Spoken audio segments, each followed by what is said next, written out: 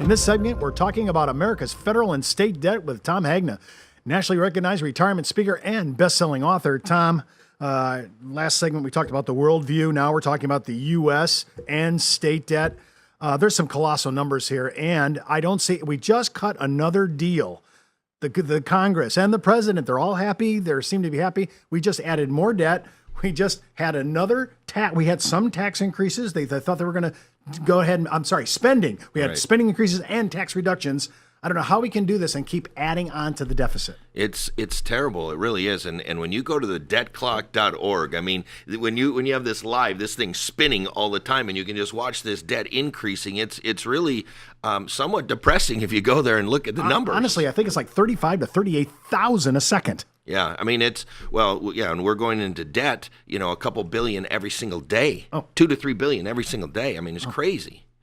So, I mean, we break this down, our national debt is now over $18 trillion. Now, Steve, what I say is this should be a national crisis, but you know why it's not? Because most people don't know what $1 trillion is. So let me try to put it this way. If $1 equals 1 second, $1 million equals 11 and a half days, $1 billion equals 32 years, $1 trillion equals 32,000 years. 32,000 years at $1 equals 1 second, and we're 18 trillion in the hole with about 100 trillion of unfunded obligations. This is serious business.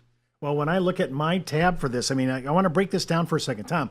I noticed that per citizen, at least today, at the time we're recording, is up a little over $58,000 for every single, what do we have, 322 million people in the United States. For each taxpayer, it's 157,000. Well, wait a minute. See, this is what bothers me. I know everybody's paying Social Security, FICA, FUTA, SUTA. Everybody's comes out of our checks. Right. But only half the country is paying actual federal tax. Right. So us who are paying taxes, we don't owe $58,000. That's per citizen. We owe $157,000. When are you going to send yours in? Hopefully, I'll die before then. Look, I mean, these are big numbers really up here. You know, the U.S. total debt of $64 trillion, and I mean that includes all kinds of other debt. Your corporate debt, your credit cards, your everything. I mean, look at the total debt per citizen is $199,000. Total debt per family $788,000. When are you sending it in?